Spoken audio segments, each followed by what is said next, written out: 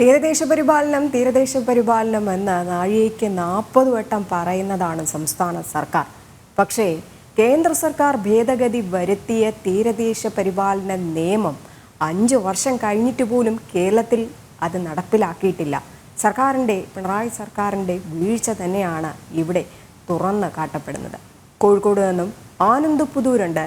ആനന്ദ്, ഈ തീരദേശത്തുള്ളവർ അല്ലെങ്കിൽ മത്സ്യത്തൊഴിലാളികൾ തങ്ങളുടെ സ്വത്താണ് എന്നൊക്കെ തന്നെ വാദം ഉന്നയിക്കുന്നവരാണ്. നാഴിക 40 വട്ടം പറയുകയും ചെയ്യുന്നുണ്ട് പിണറായി സർക്കാർ. പക്ഷേ അവരുടെ ഉന്നമനത്തിന് വേണ്ടിയിട്ടുള്ള യാതൊരു കാര്യങ്ങളും ചെയ്യുന്നില്ല. ഒപ്പം ഈ തീരദേശ പരിപാലന നിയമം അതിലെ ഭേദഗതിയൊക്കെ തന്നെ വരുത്തി കേന്ദ്ര സർക്കാർ പുറത്തിറക്കിയിട്ട് പോലും 5 വർഷമായിട്ട് പോലും അത് കേരളത്തിൽ നടപ്പിലാക്കാൻ സംസ്ഥാന സർക്കാരിന് കഴിഞ്ഞിട്ടുമില്ല.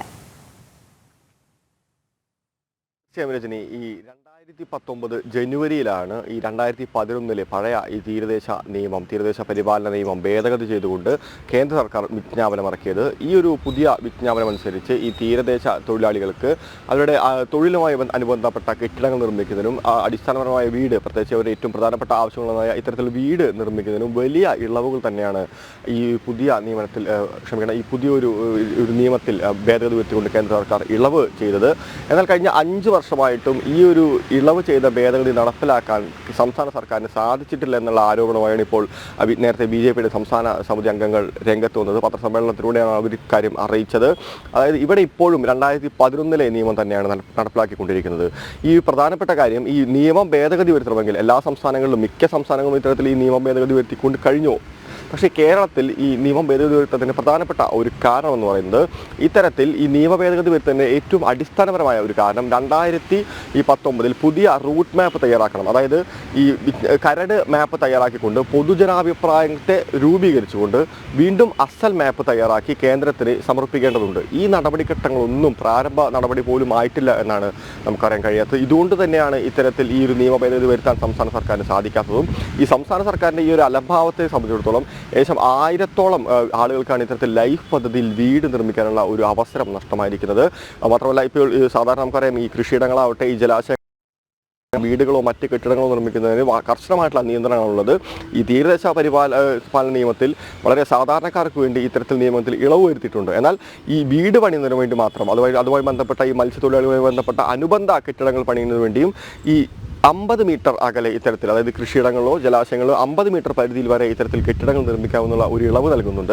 സാധാരണ 2011 ഭേദഗതി അനുസരിച്ച് അത് 200 മീറ്റർ ആയിരുന്നു. ഇത് തൊഴിലാളികളെ കാര്യമായി തന്നെ ബുദ്ധിമുട്ടിലാക്കിയിരുന്നു. കാരണം അവരെല്ലാവരും താമസിക്കുന്നത് നമ്മൾ പറഞ്ഞ പോലെ തന്നെ ഇത്തരത്തിലുള്ള ജലാശയങ്ങളിലും കൃഷിയിടങ്ങളിലൊക്കെ സമീപ പ്രദേശത്ത് തന്നെയാണ്. അതുകൊണ്ട് 200 മീറ്റർ അകലെ ഇത്തരത്തിൽ വീട് പണി പാടുള്ളൂ എന്നുള്ള ഒരു നിയമം അവരെ കാര്യമായി തന്നെ ബുദ്ധിമുട്ടിലാക്കിയിരുന്നു. ഇത് ഈ തീരദേശവാസികളുടെ നിരന്തരമായിട്ടുള്ള അഭ്യർത്ഥനയും തുടർന്നുകൊണ്ട് തന്നെയാണ് കേന്ദ്ര സർക്കാർ ഈ ഒരു നിയമത്തിൽ ഇളവ് വരുത്താൻ തയ്യാറായത്. എന്നാൽ മറ്റ് ടൂറിസ്റ്റ് കെട്ടിടങ്ങൾക്കോ അല്ലെങ്കിൽ വ്യവസായ കെട്ടിടങ്ങൾക്കോ ഒന്നും ഈ ഇളവ് ബാധകമല്ല.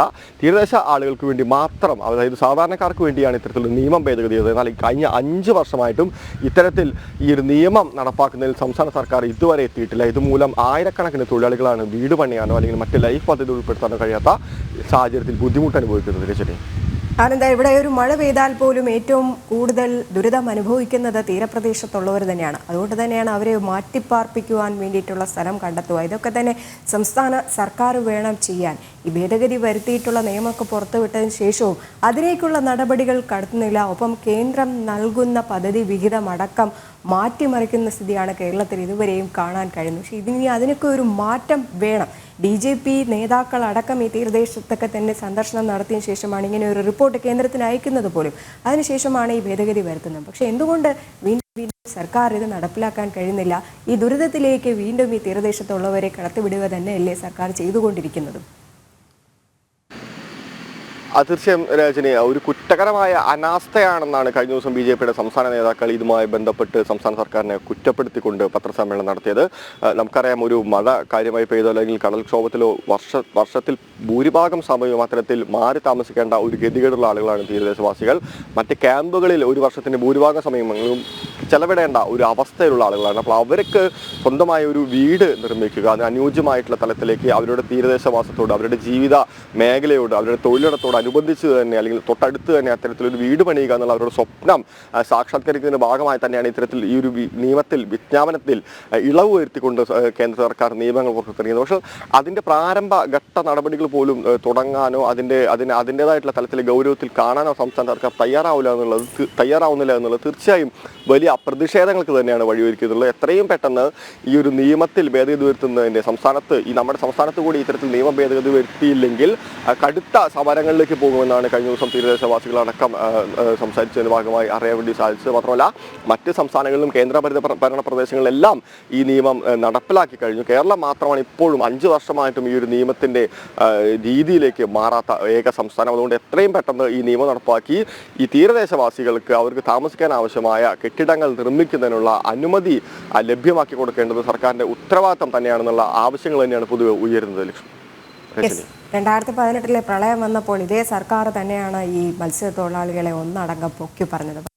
അവരുടെ ആവശ്യങ്ങളൊന്നും തന്നെ നടപ്പിലാക്കാൻ സർക്കാരിന് ഇതുവരെയും കഴിഞ്ഞിട്ടില്ല. പ്രത്യേകിച്ച് ഒരു ജനതയ്ക്ക് വേണ്ട ഒരു ആവശ്യമെന്ന് പറയുന്നത്, അല്ലെങ്കിൽ ഈ തീരദേശത്തുള്ളവർക്ക് വേണ്ടിയിട്ടുള്ള പ്രധാനപ്പെട്ട ആവശ്യമെന്ന് പറയുന്നത് അടച്ചുറപ്പുള്ള ഒരു വീട് തന്നെയാണ്. അതുപോലും നേടിക്കൊടുക്കുന്നതിന് വേണ്ടിയിട്ട് സർക്കാർ കഴിയുന്നില്ല. ഈ തീരദേശ പരിപാലന നിയമത്തിൽ കേന്ദ്ര സർക്കാർ ഭേദഗതി വരുത്തി കഴിഞ്ഞിട്ട് 5 വർഷം കഴിഞ്ഞു. എന്നിട്ട് പോലും കേരളത്തിൽ അത് നടപ്പിലാക്കാൻ കഴിഞ്ഞിട്ടില്ല. യാതൊരു അനക്കവുമില്ലാതെ മുന്നോട്ട് പോവുക തന്നെയാണ് പിണറായി സർക്കാർ ചെയ്യുന്നത്. വീണ്ടും ഈ തീരപ്രദേശത്തുള്ളവരെ അല്ലെങ്കിൽ മത്സ്യത്തൊഴിലാളികളെ ദുരിതത്തിലേക്ക് കടത്തി വിടുന്ന ഒരു സാഹചര്യം തന്നെയാണ് കേരളത്തിൽ ഉണ്ടായിക്കൊണ്ടിരിക്കുന്നത്. ആനന്ദപുതൂരാണ് വിവരങ്ങൾ നൽകിയത്.